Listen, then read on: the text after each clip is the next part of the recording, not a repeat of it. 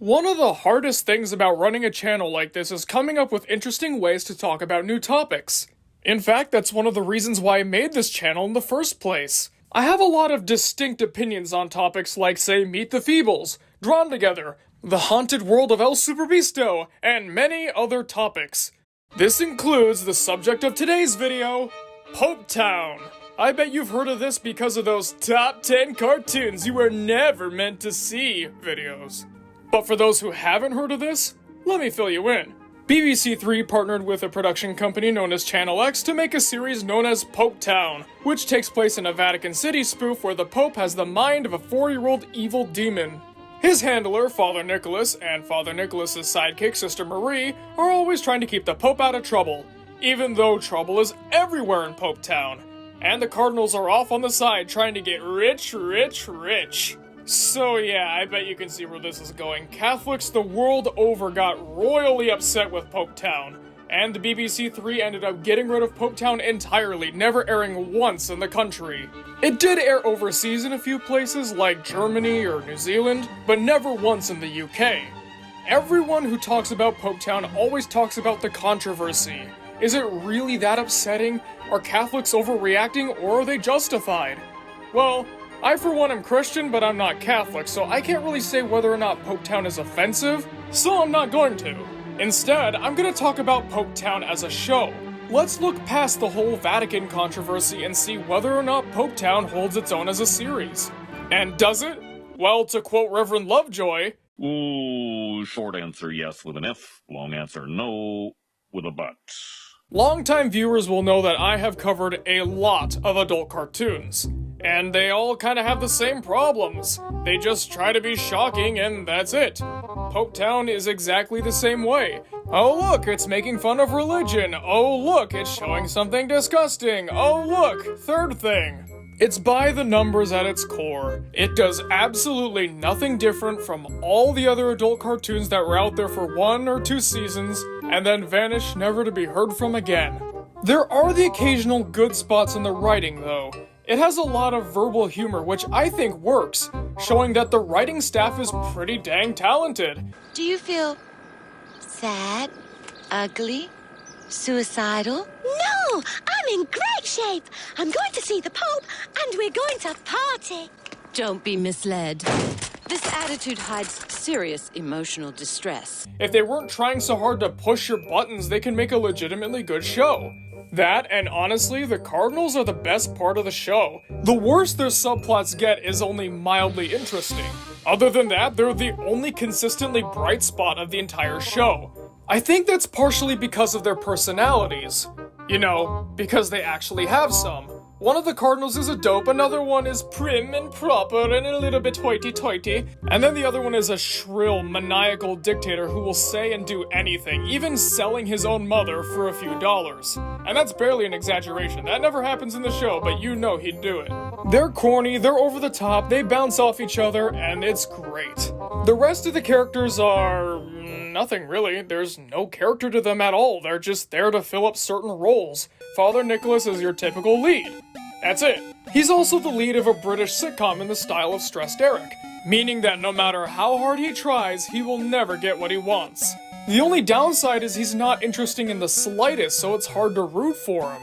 The same thing can be said about his sidekick, Sister Marie. She fills the role of the fat, wacky sidekick, and that's it. Moving on. Sergeant Richter is the Swiss Guard, and that's it. Sister Penelope is your stereotypical vapid valley girl. Nothing else to her. And then the Pope, the worst character in the entire show. All he is loud and screamy. He's basically what everyone thinks Eric Cartman is until they watch the show. He does nothing but yell and scream and make gross jokes and call people names. He's basically just the annoying little kid character, but in a grown man's body. However, because he's so simply designed, you forget that he's actually an old man, and you actually think that he is a child. Now, this might be a little bit of a selfish critique, but I think that the Pope was miscast. When I first saw the front cover of the DVD of this thing, which actually, yes, I do own the DVD, but more on that in a minute, from looking at him, I thought the Pope was gonna have a normal sounding voice, maybe a little gruff, old manish sounding, and honestly, I think that would have made him a little bit funnier. Not all the way, but it certainly would have made him far less annoying. Anyway, I started blasting. Bang! Bang! No offense to the actress Ruby Wax, of course, she did well with what she was given, it's just that the character sucks. Speaking of the voice cast, they do surprisingly well. Even if I don't like their material and I don't like their characters, they always give it their all and give spirited performances. The DVD has some interviews with the cast, and they talk about how fun it was to do the show and they could just really let loose. And you know what? I buy it. They're clearly having a great time. Now, real quick, I'm gonna take a little bit of time to talk about this DVD. It's not the best. Now, I know what you're seeing on screen, it looks like crap, but that's because the person who owned it before me really didn't treat it right. I mean, look at this, what, they put their coffee mug on it? But the DVD itself is not much better. You can't see the DVD options because everything is blacked out until you highlight it. I know that might be a little bit of a nitpick, but it sure makes navigating difficult. Even if there are only 1 or 2 options, I still want to know what they are. That and one more weird little thing. I only have one region-free DVD player, so when I'm not using that, I use the little USB DVD drive I have for my laptop, alright? So when I'm watching that, and I want to navigate through an episode or skip forward or rewind or something, that's extremely difficult because all of the episodes on each given disc are in one giant file. So it's not like I could click the big fight, watch that episode from beginning to end. Nah, it's all one conjoined clump. I guess this is my punishment for trying to get the extra rare yellow version of the DVD instead of the typical red or blue that you normally find, but that's just me. But I'm not satisfied with leaving PopeTown here. Because it only has 10 episodes, I think it'd be fun to go episode by episode, seeing what exactly makes the show work and not work. Strap in, folks. This is gonna be a surprisingly quick ride. Number 1. The Double. This is the very first episode of them all, so naturally this is the one that everybody's seen. In all the reviews I've seen of PopeTown, they only ever talk about this one, maybe the second, but largely, this is what makes everyone get their opinions. And honestly, I couldn't think of a better episode for that. Just like the rest of the show, it's a 5 out of 10 at best. It shows off all the characters like the Pope, Father Nicholas, and the Cardinals, and all those guys. It sets up how they're one-dimensional characters at best, of course minus the Cardinals, bless them. And it demonstrates just how basic the humor is. Minus the infamous I may be a man of God line or the Jackie Cohen stand-up bits, there's nothing really to offer here. Nothing to make you laugh or even smile. It's just, meh. Something else I just kinda noticed is, especially in this episode, it feels like they think that having the show take place in the Catholic Church capital is a joke in and of itself. It's not. It's really not. You're number 2. Hands down the laziest episode of the entire show. In more ways than one, I might add. First of all, this is a really buggy episode. The editing is not good at all. There are a couple times where some lines get cut off or the sound mixing isn't quite right. There's also the issue of the story. It's so repetitive. All it is Father Nicholas and Sister Marie running around trying to make sure the Pope doesn't hurt himself or trying to get him to bathe or something. And then the Cardinals have such a dull story. All it is them walking with this dictator trying to distract him. The dictator goes, "Where is the Pope?" and then threatens their life. That's all that happens. Every single time we cut to them, it's the same thing. It doesn't get bigger, it doesn't get varied, it's just the same joke 3-4 times, and it lasts a while too. The humor is even weaker here than it was in the Double. This is their big gross out episode. You know how I know? They don't let you forget it. Not once. And they don't do anything clever with it either. It's always, look, poop, look, chewed gum, look, bleh. There were 2 things that made me laugh. The conversation at the end about aliens got a little bit of a chuckle out of me, as did the fact that the warlord's wife has a Miss 1910 banner wrapped around her. I thought that was pretty funny. But other than that, it's nothing. Absolutely nothing. Stupid. It is all so stupid. Times 3.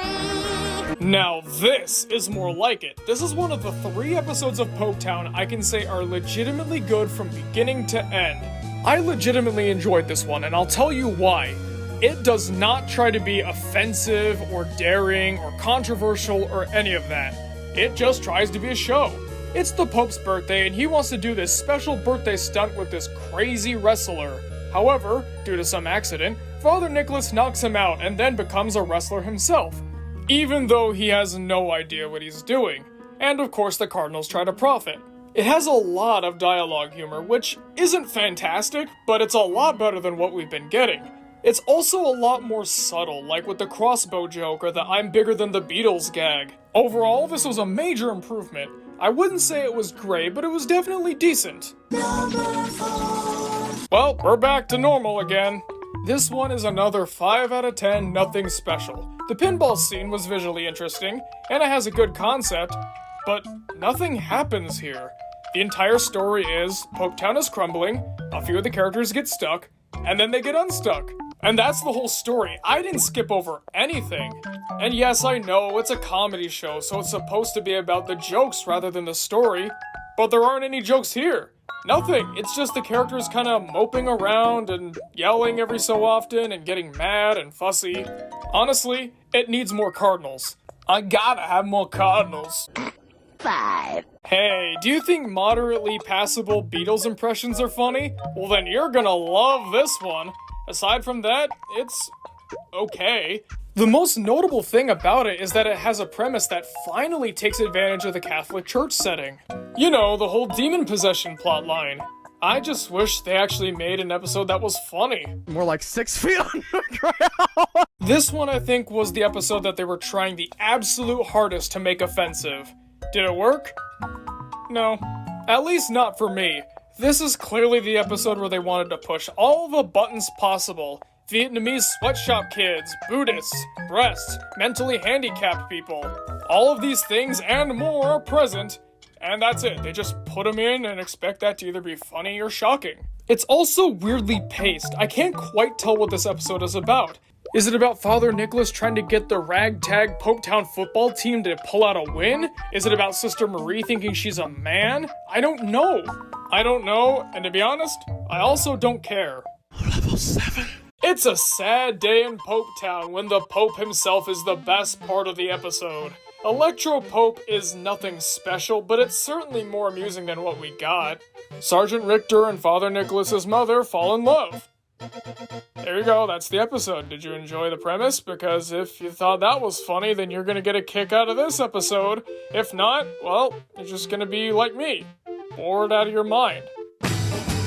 This is one of the other episodes of PopeTown that I think is legitimately decent. Again, not great, but fine. This reminds me a lot of Stressed Eric. Hey, I've mentioned that twice already now. Father Nicholas can't stand his job anymore, so he tries to get a new one. And he ends up getting promoted to Cardinal, which the Cardinals don't want because if he's actually smart, he's gonna tell everybody about all the shady things they've been doing. Uh-oh. So there's actually conflict for once. The episode isn't really funny, but it's interesting. It's got a bit more of a plot focus, and to be honest, they told the story decently well. Yeah, we know that Father Nicholas is gonna end up with the same old job that he had because not only is the status quo important, but Father Nicholas can never be happy. A number 9 large. This is the best episode of PopeTown. Nobody really knows what's outside of PopeTown because, as far as they know, everyone is evil and some kind of monster, except for Father Nicholas, who wasn't born and raised in PopeTown. Which, how would that even work? How would you be born and raised in a place where everyone's either a priest or a nun? Never mind.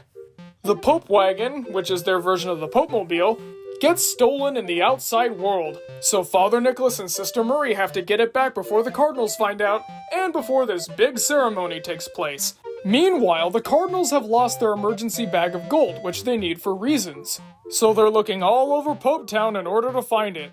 You know what the best part about this one is?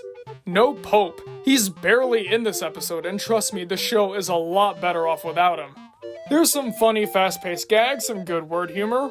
What more could you ask for? 10. This is the one where they make fun of every mainstream religion. That is all. So how is PopeTown as a whole? A good cast in hit-and-miss comedy can only get you so far. The show itself completely flops. It never dives headfirst into anything it does. It wants to be offensive, but it doesn't know how to do it aside from just having the themes there. It wants to have a show that satirizes the Catholic Church, but if you take it out of Vatican City and put it in literally any other country, it would be no different. The whole Catholic Church aspect is basically a skin. Every episode of PopeTown opens up with this kid in a Catholic school watching his priest do something. It's different every episode, and he's wacky and silly, but everyone loves him. He's that kind of guy. And it ties into the episode we're about to see. Honestly, if that was the whole show, I would think it'd be a lot better. The characters here are funny and the writing is a lot snappier. The guy who writes the PopeTown show, so to speak, never says a word, but he's got a lot more personality than, say, Father Nicholas or the Pope himself. Once we get to the show proper, everything falls apart. This is what I hate about adult animation. For every South Park or Futurama that really knows what it's doing, there are the other leeches sucking at the bottom trying to get rich off of doing nothing.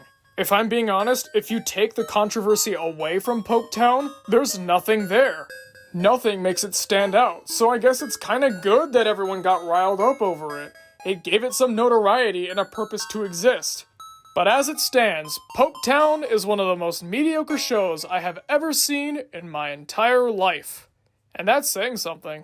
Well, folks, thanks for watching the video. What'd you guys think of PopeTown? If you were Catholic, did the show offend you at all? If you weren't Catholic, did the show offend you at all? Comment below and let me know because I'm always excited to hear what you guys have to say. Thank you all for watching, and I'll see you guys next time.